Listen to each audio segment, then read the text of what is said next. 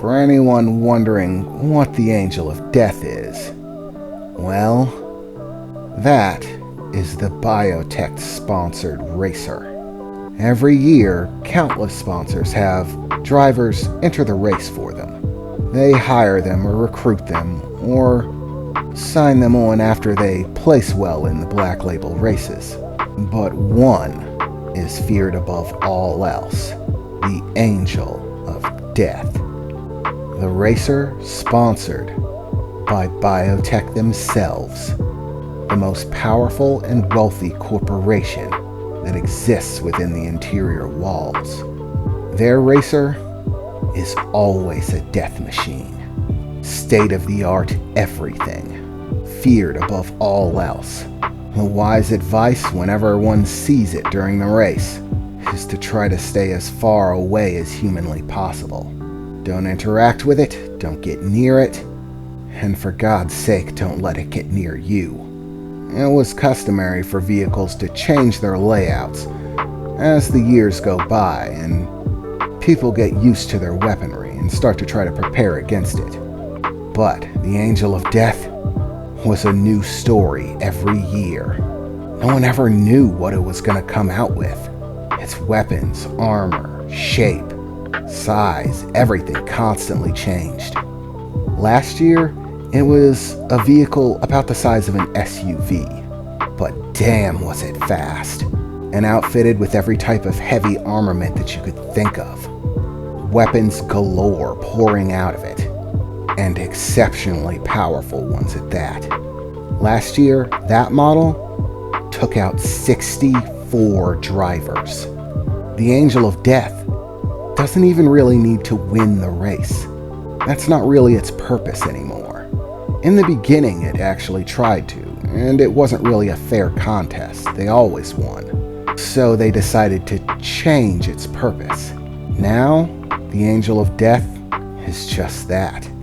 The only reason it's in the race is to take out as many other drivers as possible. And it is good at it. No one really knows who the driver of the Angel of Death is, or if there even is one driver.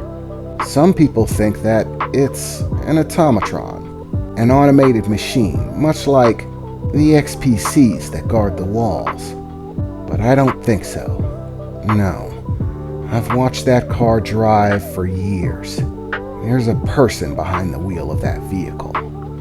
Maybe it's just a gut instinct, but something tells me that there's a man driving that car, and they are damn good behind the wheel. "We're here," Emily shouted.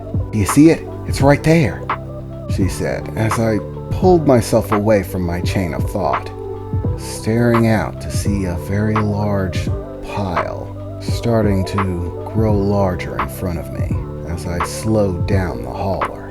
As the lights from in front of the hauler beamed out onto the pile, Emily wasn't lying. It was a treasure trove. Guns and ammunition and armor sticking out in every direction. They all looked basically brand new. The pile had started to accumulate a little bit of dust after being dropped, but everything still looked pristine. But that's not what my eyes were looking for. As I traced my eyes over that pile, I was looking for one and only one thing. The XPC. Where is it? Until, lo and behold, I saw it. A giant metallic form sticking out of the bottom right-hand side of the pile. Only its upper body seemed to be visible. That jet black armor, those elongated arms, all of it with a massive pile of guns and armament stacked on top of it. I pulled the hauler to a halt. Without even turning it around to get it ready to haul off the goods, I put it in park and set it to drop. I didn't even wait for it to hit the ground. As it lowered, I opened the door and jumped out, sprinting straight towards the left-hand side of the pile. As I approached, the form of the XPC just kept getting larger. I had never seen one in person, only heard the stories. The closer I got, the bigger it seemed. And as I finally got there, it was incredible.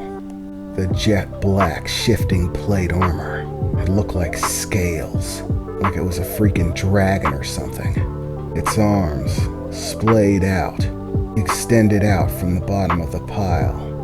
Its head lopped to one side, simply gazing off in a random direction. There it was, just laying there. I kneeled down, beginning to rub my hands across the exterior armor. It was coarse, much more coarse than I thought it would be. Originally, I thought it might be a smooth texture, but no, this was very rough. Why, I'm not exactly sure. But then again, I didn't really care. This thing looked awesome. As I looked it over, I began to see the damage that Emily was talking about. The parts of the armor that looked like they were pulled or ripped. The other parts that looked like they were scorched. And even though what appeared to be acid burns, just like Emily said. What the hell happened to this thing? Is it really broken? I began to check it over, looking for damage on the interior. More than anything, I need to see if the engine that runs this thing is still operational. That's the important thing. That's what counts. The rest of it can come or go as far as I'm concerned. But I need that engine. But at this point, it was just too hard to tell. As I peered inside of the damaged sections, I could see circuit boards and wires that looked like they were damaged by the impacts and corrosions, the burns. But I didn't seem to see any primary engine parts, the things that make the engine work and run, the core that powers the XPC. If I can't see it, that means it's probably not damaged. Chances are that it's intact, and that there were simply other systems that were damaged. Yes, it's perfect. I hit the jackpot. For once, Emily actually did me a solid. This was absolutely what I needed. "So, are you done fanboying yet?" Emily said as she jumped outside of the cabin of the hauler as it finally touched down. "I mean, you didn't think I was lying to you, did you? You know me well enough to know that I wouldn't toy with you like that. I told you there was an XPC because there was one. That's not something you have to call into question, Jax. The only thing that was left to question was whether it'd still be here when we got here. And since it is, it's payday. But seeing as I don't know how to run this Goliath machine behind me, perhaps you should stop fanboying over the XPC and hop your ass back into the car and drive this thing. I have no idea how to run one of these monstrosities." "Yeah," I replied, beginning to stand up while I was still looking down at the XPC. "Sorry about that, I got a little amped." So, after that, me and Emily took the time to start loading everything up, after I had turned the hauler around and opened the back port. And it was a task, loading all of those guns and equipment. Half of them didn't even have the safeties on. Guns would sporadically go off as we were trying to shift our way through the pile. I nearly got caught with a shot more than once. So we started having to be a little bit more careful about it.